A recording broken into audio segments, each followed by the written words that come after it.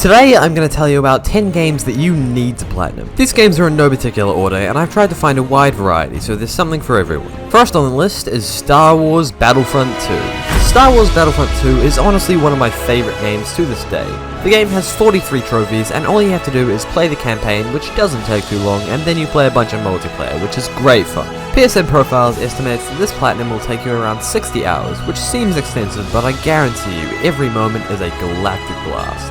See what I did there? This game is especially good if you're a big Star Wars fan because the amount of content is honestly staggering. There is also an incredibly wide variety of multiplayer modes to play. Also, quick tip, there is double XP on weekends and triple XP on Wednesdays, so make sure you play then because you will need that to get the max multiplayer rank for a trophy.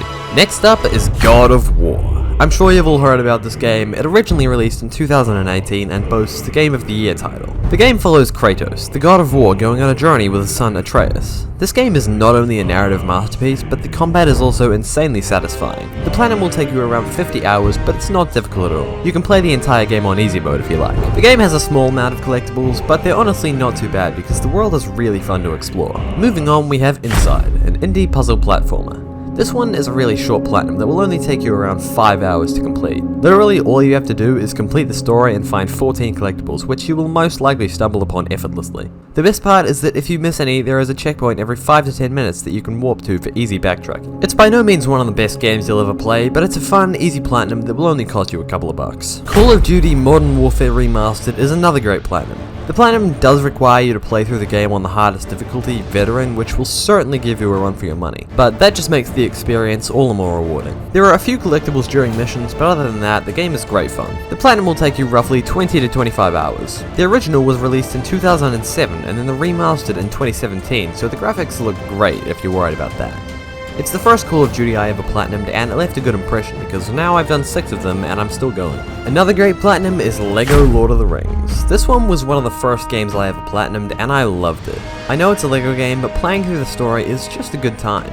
Plain and simple. The open world collectibles can be a bit tedious, but it doesn't take too long. The best thing is that you can use couch co-op and play it with a friend. There is also online co-op, but unfortunately that's only if you're on Steam. I'd also recommend the LEGO Hobbit game as well, just as a bonus. Next in line is Elden Ring, From Software's latest entry in the Soulsborne series. Elden Ring is my favorite video game of all time. The open world is simply spectacular and the amount of detail is awe-inspiring. When you get this game, you will hate the first few hours because you will get your ass beaten, but once you get to grips with it, you will grow to love it. Even if you played a Dark Souls game and decided it wasn't for you, I would still highly recommend you give this one a go because the open world makes it an entirely different experience. The game is incredibly difficult and will push you to the brink of insanity, but trust me, it's a worthwhile experience. There is a huge DLC coming out in the future as well, which I'm super excited for. Up next is a game you've probably never heard of, Chivalry II.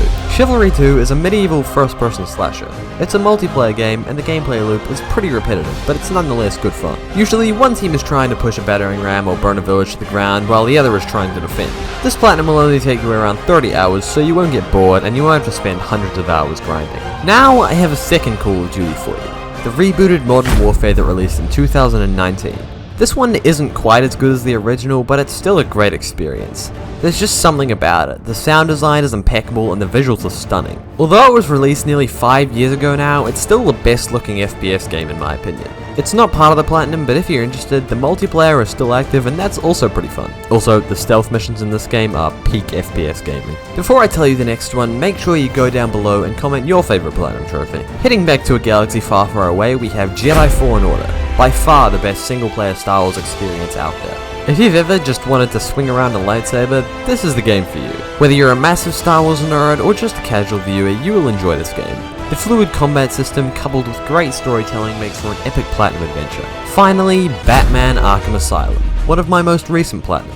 A couple of years ago, I tried Batman Arkham Origins and I absolutely hated it. I couldn't get past the first 2 hours. Recently, I was convinced to try out Arkham Asylum and I loved it. I completed the story in less than a week. This game was released in 2009, but it was no doubt way ahead of its time. The combat system was also implemented so well. It's so satisfying to punch a henchman in the face. Arkham Asylum is one of my favorite platinums and I would highly recommend it. Now if you're interested, go and watch me platinum Hogwarts Legacy, a game I did not enjoy.